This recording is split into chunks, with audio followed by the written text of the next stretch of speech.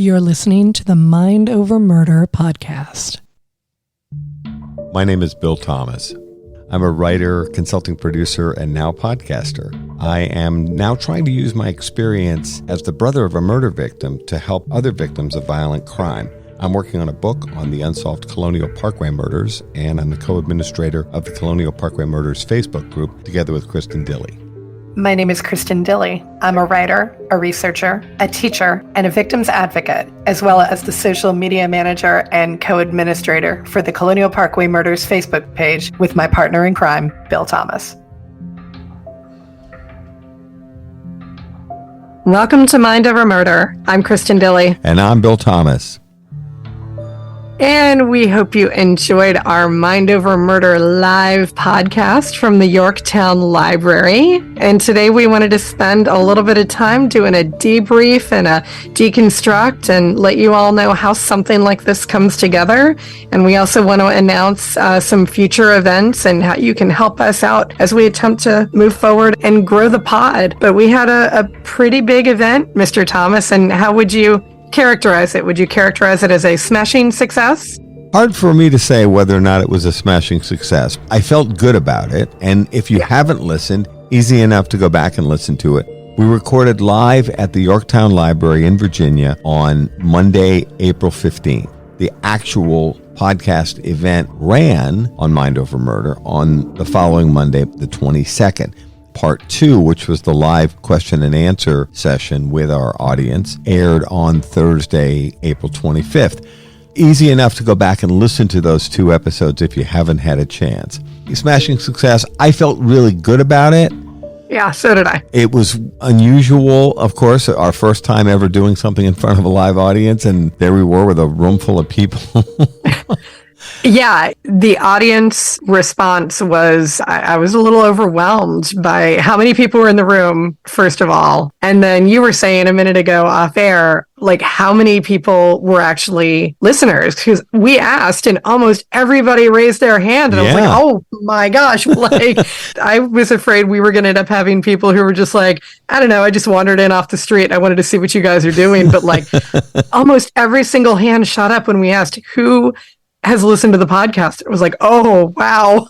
I thought we were going to have more of a mix. We were thrilled. I think Beth, our host for the Yorktown Library, and they were amazing. She and the staff did an incredible job, and they took great care of us.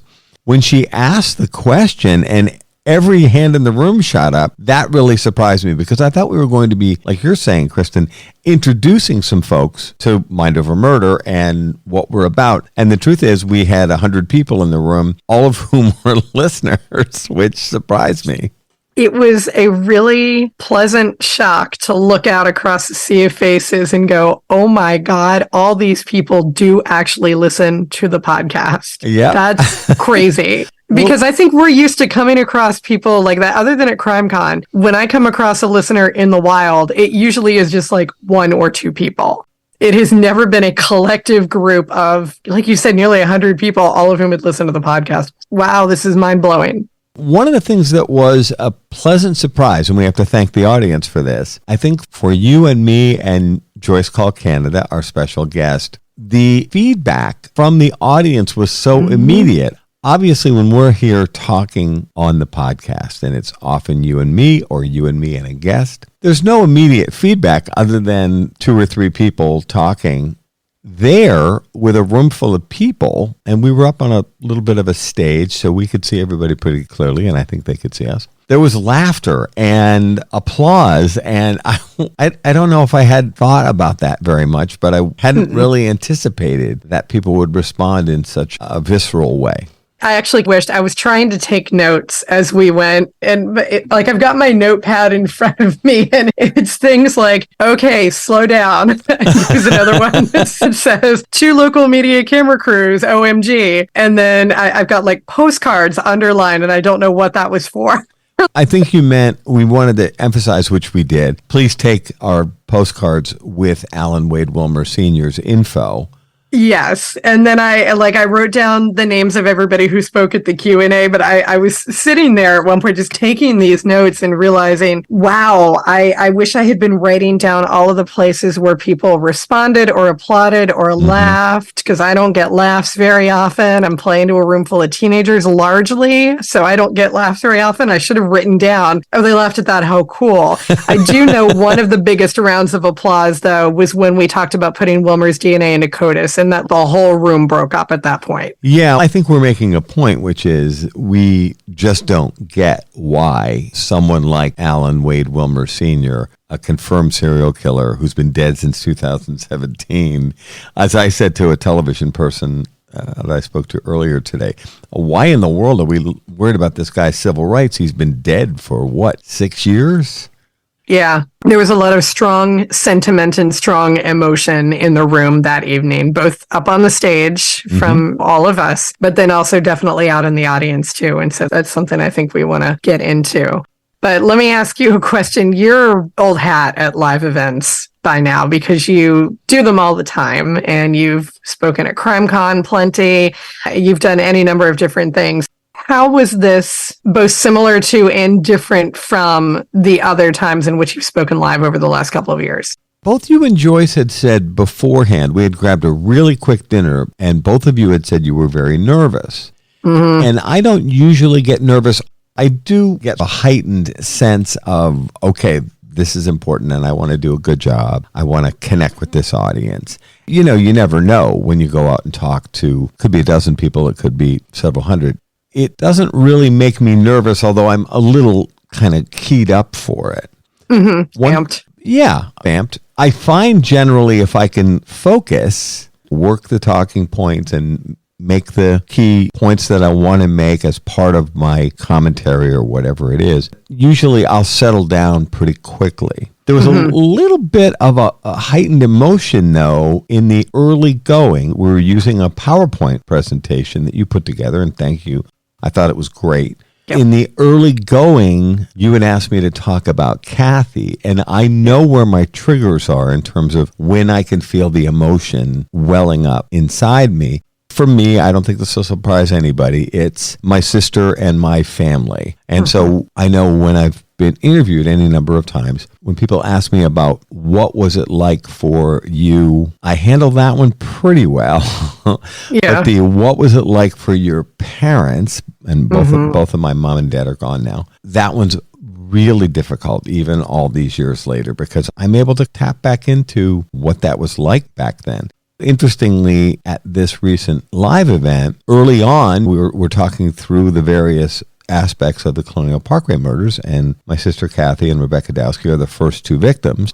A lot of times we start off with incident number one. And you'd asked me to talk a little bit about Kathy, and we had this wonderful picture that you used, which is a little bit different than the photographs we often use, which is a picture of Kathy at her Naval Academy graduation. So this is a very proud moment for my family. And as we talked about in the podcast before, Kathy's part of a legacy. My father, my older brother Richard, and younger sister Kathy are the first father, son, daughter graduates of the Naval Academy. So I'm looking at this joyful picture of Kathy, and it was a little bit of a struggle. I remember thinking, oh, man, this is hard. And I could feel myself not breaking down in tears, but I could feel tears welling up. And I remember thinking at that moment, oh my gosh, we got 2 hours to do this thing, 2 hours to go. I hope the whole thing is not like this for me. Now, it did settle down after that, but that part was really difficult. Yeah, and it's funny, the first time that we met, you were here doing a documentary film shoot for a documentary that I don't think ever aired. But I remember I met you at an interview that you were doing over in Kingsmill. I remember this, But I remember that filmmaker in particular was really trying to push your emotional buttons, and it was pissing me off because it was like, don't do that to him, because she was asking questions that were designed to elicit an emotional response. And I could tell she was going for it. I was like, don't do that to him. That's not cool. And that was not my intention with choosing that photo of Kathy. Yeah. And I did show it to you ahead of time, by the way. So like, I don't want you guys thinking that I jumped on this. This wasn't a surprise. Bill looked at all of our stuff ahead of time. He knew. But I that first time that I met you and she was trying to push all your buttons, I was like, this is not cool. Like, that's not how you treat somebody. I remember that producer, Mary. I don't want to throw her under the bus. She's a wonderful and very talented television producer. Right. And actually, she shot some beautiful footage. Oh, yeah. That absolutely. evening, and might have been the next day, we were driving in the car, and she was interviewing me with her from the passenger seat, me driving, and we were talking about the Colonial Parkway murders, and if I'm not mistaken, we were driving along the parkway. She did some really good work, but having done a lot of interviews, you know where those hot buttons are, and you also know when they're trying to push your buttons. That's always something that I've struggled with in the years that we've worked together, is the fact that true crime, as much as it is built on advocacy and justice, it is also built a lot on entertainment. And that does not always sit 100% right with me. And I think you probably have those same reservations as well, probably even more so for you because you were the brother of a murder victim. So there are definitely times where we're doing this for the best possible reasons and the best possible intentions. But there are also people who have told us, oh yeah, I go to sleep listening to your podcast every night. Mm-hmm. I don't know how I feel about that. And don't feed yourself a diet of crime before you go to bed. It doesn't do anything good for me. It's always a little weird. It would never occur to me to fall asleep listening to a true crime podcast. Good. Not a criticism of anybody else. Or our own stuff either. Yeah, I wouldn't fall asleep to us. My gosh. No, it just doesn't fit within my comfort zone. If I was going to fall asleep, I'd either rather just fall asleep in a nice quiet room or maybe with very soft background instrumental only music on. Yeah. Beyond that, I don't think I'd want to fall asleep, certainly not listening to a true crime podcast. We're going to CrimeCon here in a couple of weeks, and there are, for every person there who is a passionate advocate for justice and finding the truth, there are also just as many people who are there because that is their entertainment. And that's fine. There's nothing wrong with that. Mm-hmm. It just sits a little uneasy with me some days. Some days I have more success with it than others. And that's definitely something that kind of comes up when we're preparing for an event like this, because we do have people who are there who feel very passionately about cases that they feel we need to talk more about, cases that they feel have gone unresolved. But then there are also people who are there just because they love the podcast and it's a good form of entertainment for them. Mm-hmm. So I'm still, as a content producer, still trying to feel my way around the fact that there are people who this is entertainment for them. It's just a little weird for me. I'm not trying to be judgy about it. Now, I actually found once we got through that first part of the podcast where we were talking about Kathy and Becky. Yeah. They're the first of 4 double homicides. And so typically we talk about 1, 2, 3, 4. The case is confusing enough as it is. If we start jumping around chronologically, I think that makes it even more confusing. When we try to walk people through the basics of the Colonial Parkway murders, inevitably we start with Kathy Thomas and Rebecca Dowski first. Mm-hmm.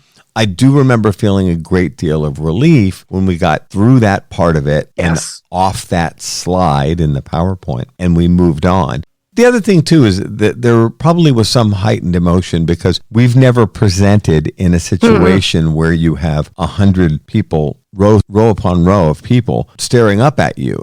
Now, the truth is, as we gave it some time, they were incredibly supportive. They laughed, they cried, they asked fantastic questions. They applauded. We didn't know that any of that stuff was going to happen. No, and that does definitely add to the rush a little bit too. But yeah, presenting live in front of a group of people. And yes, I'm a public school teacher and I present live in front of a group of people every single day. Every day, yeah. Okay, that teaching in front of teenagers is not this. That is not what we did.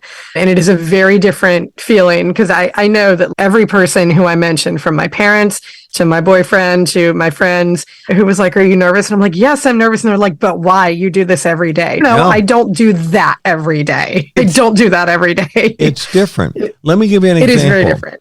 Some years back, I was asked to teach at the college level for Belmont University, who have a music business program that's quite successful in Nashville. And they were doing something they called Belmont East. They were establishing a beachhead in New York City, where I was based, working for ASCAP.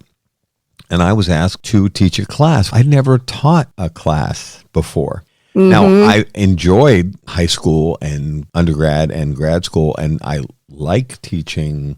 I like being taught. I didn't know whether or not I would enjoy teaching. My dad, who has since passed away after his naval career, went on to get a master's degree and a doctorate, and he was a college professor. And I heard him speak several times, and he was a fantastic speaker and a great educator. He won favorite professor several years in a row at the University of Massachusetts at Lowell. But I remember him coaching me a little bit because he knew I was going to be teaching this class in New York. And it was once a week. And after I taught one or two classes, I was talking to my dad, and I said to my father, "You didn't tell me how much fun this could be." Because I started to get comfortable. You find a bit more of your groove. And it is exciting when you're talking to people that are very interested in what you're talking about, and they want to hear more, and they're encouraging you. I don't know that high school students are as good about this. But no, not generally. That room full of people at the Yorktown Library were absolutely wonderful. They were very kind. Yes. And I wasn't expecting people to be rude. Right. But I wasn't quite expecting such a warm response from this room full of people. Yeah, it was beyond, I think, anything that we'd expected.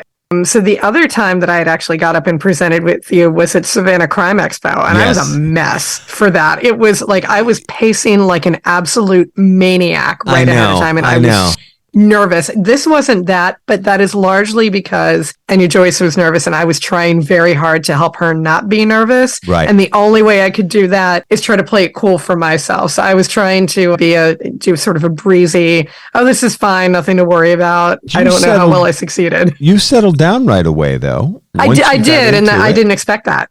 I did not expect that at all. I figured I was going to be a wreck the whole entire time, but I was really surprised. So like by the time we were done, and I called my boyfriend and called my parents and let them know how I'd done, I was driving home on cloud nine, like, I freaking killed it. Yeah. We slayed it. It was amazing. We did an amazing job. Check us out. We were so fantastic. Yeah. So I wrote that high of we killed it, we slayed it for the rest of that evening, which was about a half-hour drive home through a raging thunderstorm. It was incredibly rainy. It was crazy. Oh my gosh. It was crazy. And then that same little accomplished high continued for about half of the next day. And then I had to deal with teenagers, and it went away. And they wore it off.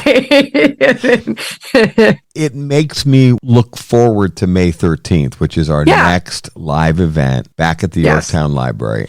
You surprised me. You said that there are people who are RSVPing, some of whom went to the first one. So we're going to have to switch up the content a bit. And of course, the second half of the program is a Q&A, which we'll talk about in a minute. That first experience on April 15th makes me look forward to May 13th that much more.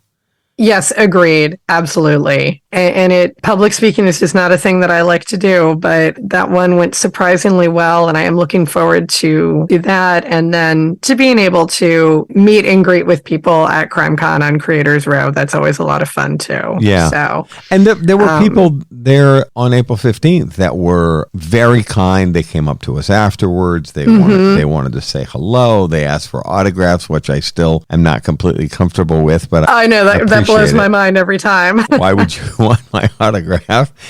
At the same time, I very much appreciate it. And they were terrific. And they wanted to talk, and they wanted to talk more about the case. I got pulled off for a little bit because there was another television crew that wanted to do an interview. So I had to spin off for a couple of minutes and do a brief interview with them. The people there were very energized and enthusiastic, and they thanked us and told us they thought it was a terrific conversation. You and I have been podcast partners now for over 4 years. Sometimes you'll confess to me that particular things on the public speaking make you nervous, but you always do great. Yeah, and that's oh boy, you can just chalk that up to any number of things: imposter syndrome, low self-esteem, all of those. Just pick your psychological hang up, and that's probably what contributes to that. I picture you in your room looking at yourself in the mirror saying, "I'm a fraud, I'm a fake, I don't know what I'm doing." Oh, every day, at least once a day, every day. Like, none of those things are true. You do understand that. Yes, that is the whole crux of imposter syndrome. Yes, absolutely. I get that. But yeah, this is for someone who is, and this is, I think, some of what is interesting about our partnership. You are an extrovert.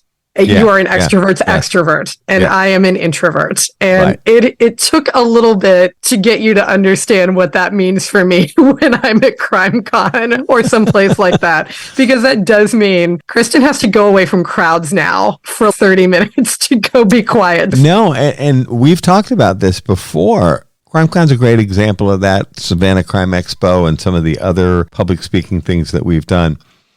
At the end of the afternoon heading into the evening, and we've talked to probably hundreds of people over the course of the day, you actually have said several times, I just need to go to my room and be quiet for half an hour. Yes. Whereas I'm like completely jazzed by talking to all those people. And what am I saying? Let's go down to the bar. Now, I'm not a drinker. I'm going to go down there and have my Diet Coke, which isn't good for you. But if anything, all that interaction with people makes me want to go out and talk to more people. Yeah, this is the most classic example of extrovert versus introvert. I spent years in retail. I spent years in the theater. I can do funny, approachable, enthusiastic. I can do all those things. That is a mask. It's not that really is not you. real Kristen. Real Kristen really just wants to be quiet for a couple of hours.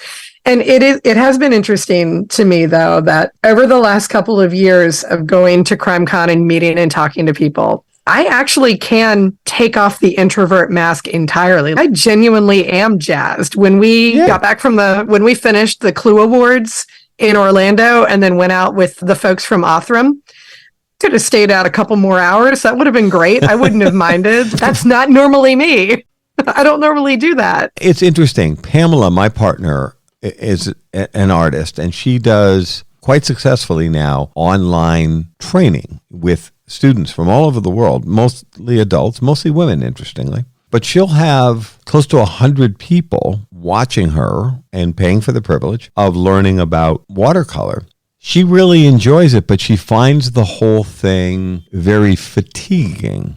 Because Pamela's a lot like me. Yeah, she finds it exhausting. And even though she loves teaching and loves seeing people learn more about artistry and how to execute via watercolor, she finds the whole thing exhausting. And she's like you, I just need to chill out for a while here. This is taking a lot of energy to put on that performance. Whereas with me, I'm like, yeah, let's go. You're listening to Mind Over Murder. We'll be right back after this word from our sponsors. We're back here at Mind Over Murder. Before we get back to the podcast, just wanted to remind you that we have a GoFundMe effort going on right now.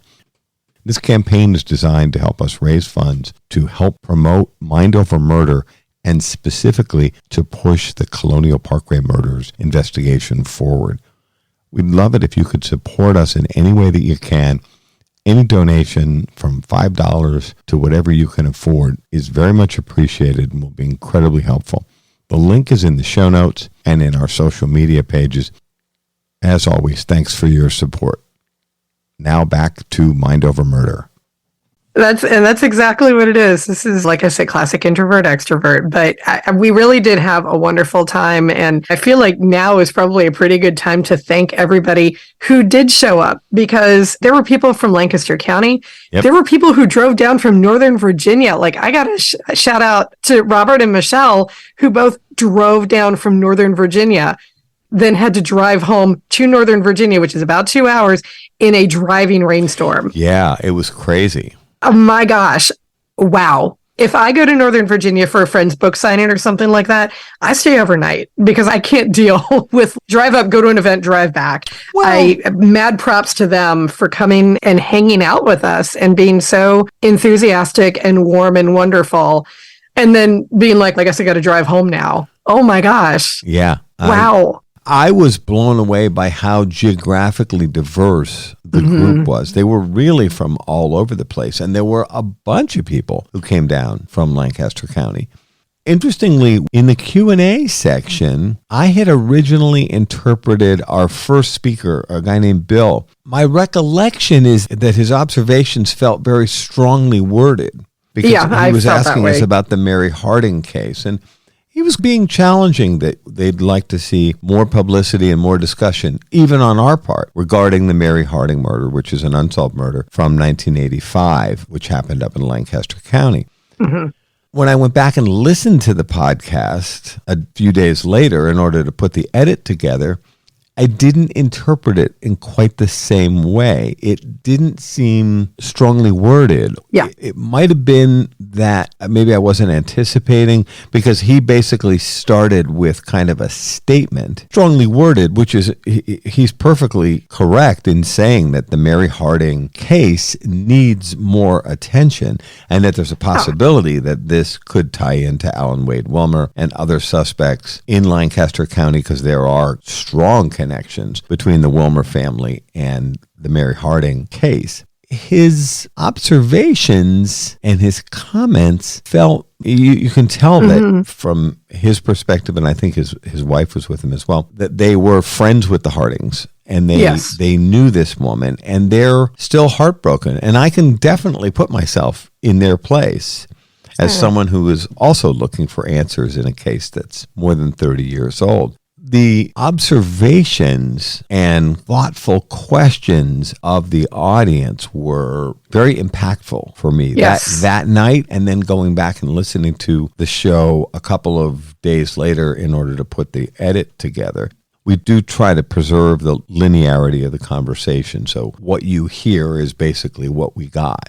Yeah, we don't edit out sentences, phrases, speeches, or anything like that. It literally is just Bill going in and making us both sound better than we actually are. It is what it is. I listen to the podcast when the new episodes come out, and I'm frequently going, wow, I sound pretty good. And then I'm like, okay, but that's because Bill made you sound good. It is not necessarily that you sound that way in real life. You just ask any of your students. It is that Bill makes me sound better. But yeah, we do not, when we edit, we do not ever cut out sentences, phrases, or anything else. Like, the conversation flows the way that it was originally presented. I could tell that there were some people who wished that we had spent more time talking about cases other than the Colonial Parkway murders. And boy, we wish we had enough time to be able to cover everything that we think Alan Wade Wilmer Sr. might possibly have his hands in.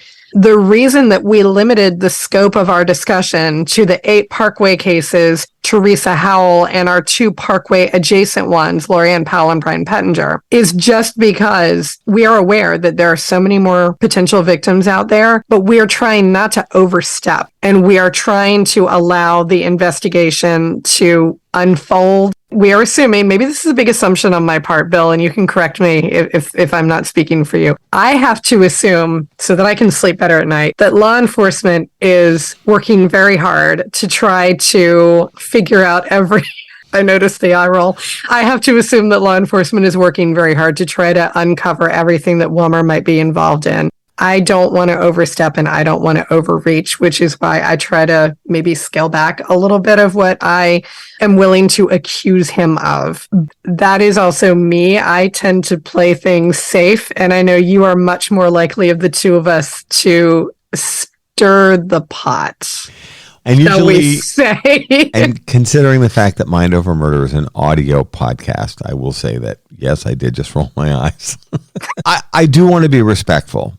If I could do it all over again, and the good news is on May 13th, we get a chance to do it all over again. One thing I will commit to is actually Bill and some of the other speakers who tended to be at the front end. And by the way, I think that's because they felt strongly about what they wanted to say, which is fine. I think their points were valid. And I think that I agree with that too. next time around, which is coming up soon, I will acknowledge that there are a number of other unsolved murders, and that it will only take a few sentences to say that it is a very peculiar phenomenon that there are so many rapes and murders that have gone unsolved in Lancaster County. As one of our people said, she mentioned that there were only like 10,000 some people living in Lancaster County, I think, at that time. It's a beautiful, rural, gorgeous stretch of Virginia, but not that many people live there. It's farmland, it's forest, and it's these incredibly beautiful rivers and inlets off the Chesapeake Bay. The fact that there are so many unsolved rapes and murders in Lancaster County stretching back 40 years, if not longer, that is very disturbing. And it's also very peculiar to have so many unsolved cases in this gorgeous area that's not known as a high crime area. I do want to spend a couple of minutes next time on Mind Over Murder Live talking about that, because I think their point was totally spot on. On some level, folks that live in Lancaster County or used to live in Lancaster County, I know a number of them have approached us, and they've said that they feel like there's been a media spotlight shining on them since the Wilmer news broke. Some of it's not very flattering to this beautiful county, and I understand that. People don't want to think of their beautiful small town as being a dangerous place to live, or that this is a place where people are raped and murdered and their cases go unsolved. I actually hope that this discussion that we're involved in helps to shine that media spotlight on Lancaster County with an eye towards solving some of these cases. But I would like to spend a few minutes at a minimum. I know we have to cover the Colonial Parkway murders, which is what we're there for. But I do want to acknowledge the fact that people from Lancaster County and across Virginia are asking, what about our cases? And what about all these unsolved cases? And there does seem to be this very weird cluster of unsolved cases that have direct ties to the Wilmers, and that is disturbing. It is, for sure. It was really a very interesting, very thought-provoking evening, and I am glad that we were able to not only present our thoughts, and I'm sure law enforcement didn't appreciate our action plan that we laid out for them, but hey. By the way, that was the Kristen Dilley action plan. It was the Kristen Dilley action plan, yes. I'm sure they didn't necessarily appreciate that I was basically telling them, here's how to do your job. But I also like the fact that we were able to listen to other people's concerns, answer questions where we could. And in some cases, we can't answer questions with regard to the status of certain cases because we're not investigators. We don't know these things. But everybody who brought up a concern or a question brought up some really excellent, valid points. That includes people who wanted to know, how can we help you moving forward? And for some of these things, we don't have answers. We've had people ask a number of times, how can we convince law enforcement to test the evidence or whatever? We can't. There is nothing that we can do to convince law enforcement to do anything that they don't want to do. We'd had a couple people send us messages asking, is there an advocacy group that's not us that can advocate for evidence testing or using different types of DNA testing or genetic genealogy? And again, some of that is, it's a valid question, but some of that is just so far outside of our wheelhouse. I don't think I would begin to know how to answer that. And the other thing is, it's worth reminding everybody, we have offered, the Colonial Parkway Murders families have offered to raise funds to pay for advanced forensic testing, and we've been turned down flat. We have been told the federal government, which is the FBI and the Department of Justice, cannot accept gifts of this type. I'm quoting them directly. Now, I think that's absurd. There could be some workarounds via the Virginia State Police. The good news in all of this is that as a result, I think, of the success of the testing of the evidence in the Robin Edwards rape kit, which led directly to the identification of Alan Wade Wilmer Sr. after all these years, and then that led directly to connecting Wilmer to the murder of Teresa Howell. And these are fantastic outcomes. We're getting answers now for families that have been looking for answers for more than 30 years. Our sense is that there is more optimism and enthusiasm and energy on the part of the law enforcement agencies to test untested evidence, compare notes. Yes, of course, we'd like Wilmer's DNA in the CODIS system, but failing that, they have told us they are doing one-to-one comparisons, so they are going back, and this is law enforcement agencies across Virginia, as we are told, are testing evidence, applying for SACI grants, getting the Sexual Assault Kit Initiative grants, and comparing notes about what they're finding in terms of offender profiles. This may lead to connections to Wilmer and other suspects, and I think this is a win all the way around. As I said at our live event, I'm more optimistic today than I have been in several years that we're going to see more progress in the Colonial Parkway murders and these other unsolved murders. So I think there's some cause for optimism. We did say that we would try to come back to our listeners, the in-person listeners and you folks listening on the podcast, and thank you for that. One of the things that we decided to do was to start a GoFundMe to ask for your financial support in any amount that you can provide. It can be $5. If we got $5 from every listener to this podcast, we'd be in great shape. And we want to use that money for things like covering the costs of our live event. We went out and we printed, not law enforcement, the Colonial Parkway Murders families paid to have those Wilmer postcards printed up. You heard us ask about them. And hopefully those of you that are able to attend our upcoming events will take a stack of these postcards and pass them out. You had a request from someone, they wanted digital copies of the postcards, and we'll put those up on our social media again so that they could pass them along electronically to people that were participating in community groups that might know something about Alan Wade Wilmer Sr., our identified suspect. Yeah, the costs for printing the postcards and everything else do come from out of our funds. That they are not being covered by anyone other than the Parkway families. This also helps us to cover travel costs. Bill does have to drive down here from Connecticut, and I'm sure that's a bit of a haul, even though you've got a wonderfully sporty and I'm pretty sure gas economical car.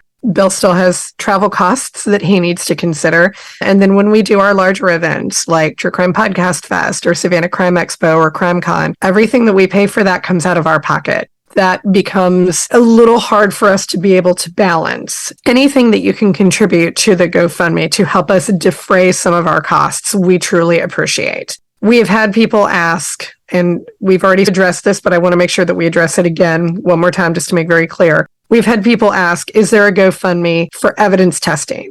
We do not have control of the evidence. We cannot raise funds for evidence testing. The government has said they will not accept gifts of that nature. We cannot force them to do that. And we don't have control of the evidence that we could send out to a private lab. We thank everybody who has made this generous offer of, can we please support evidence testing financially? We don't have a way to responsibly do that, unfortunately. The fact that you have even offered means the world to us, and we thank you very much for that.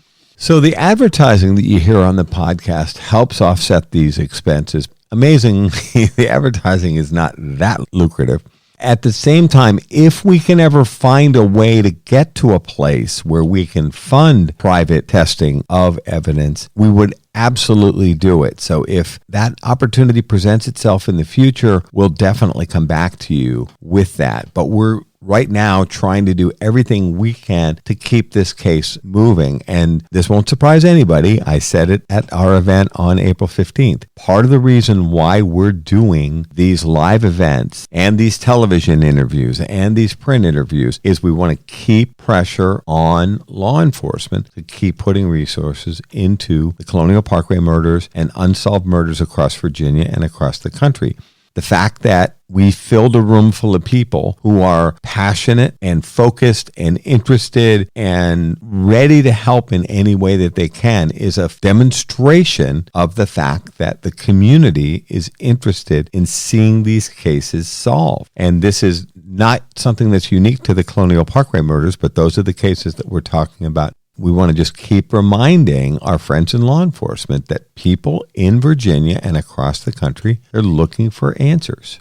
And I would tongue almost firmly in cheek like to tell the FBI and the VSP that the best way to get Bill Thomas to shut up is to solve this case already. And you will not have to listen to him talk about the issues inherent in this case anymore. So please, if that is what you want, solve the case. Get it done. Then we can just transition over to the 250,000 cold case homicides across the United States. Exactly. Won't be talking about these 8 or so murders in the Colonial Parkway murders. There's so much more to talk about. I feel like we need to go ahead and take on the Tylenol murders. There's a whole bunch of stuff there. We've got a list of cases a mile long that we want to cover. And we've gotten a lot of emails recently where people are suggesting other cases to us as well. We're very interested in hearing from people. There are a lot of people whose hearts are broken and they're looking for answers. And it's pretty easy, I think, for us to identify with them because there we are. It's just a different name, a different face, a different town. All of the same issues, pushing back against what feels a bureaucracy that sometimes doesn't appear as caring as it should be. If you'd like to come to our upcoming live event at the Yorktown Library, there are still spots available. That is on May 13th, Kristen's birthday, at the Yorktown Library. What a way to celebrate your birthday.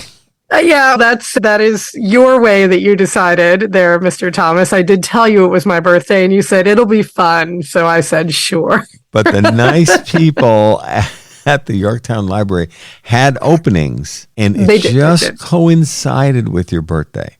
They did. So we will do that. And there are still spots available, though I would go ahead and try to secure my spot sooner rather than later. Although we were very pleasantly surprised that despite having a room full of people, they were able to accommodate every person who walked up and said, hey, can I get into this event? Yep. They told us quietly they always keep a small number of seats available for walk-ups. So every single person that said, oh, I really want to go to this thing tonight, but you're sold out, whatever, we said, come anyway. And they managed to squeeze everybody in, and that was great. And there's nothing like a sold-out show. It can be 100-person, beautiful room in a gorgeous library. There's nothing like being in a room that's full of like-minded people. Absolutely. So please do come to our event at the Yorktown Library on May 13th. If you are planning on going to CrimeCon, which is May 30th through June 2nd, we are going to be appearing on Creators Row. I guess they've decided to rename it. It's not Podcast Row anymore. It's Creators Row.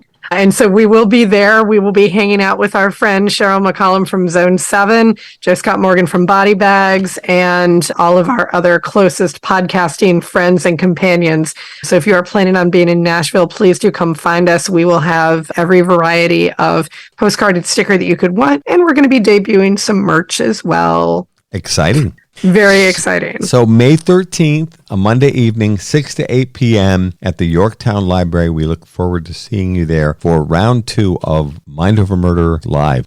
That is going to do it for this episode of Mind Over Murder, not live. Thank you so much for listening. We'll see you next time.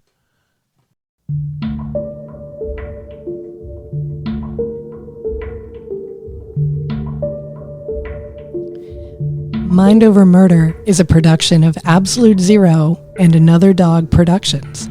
Our executive producers are Bill Thomas and Kristen Dilley. Our logo art is by Pamela Arnois. Our theme music is by Kevin MacLeod. Mind Over Murder is distributed in partnership with Crawlspace Media. You can follow us on Facebook, Twitter, or Instagram. You can also follow our page on the Colonial Parkway Murders on Facebook. And finally, you can follow Bill Thomas on Twitter at BillThomas56. Thank you for listening to Mind Over Murder.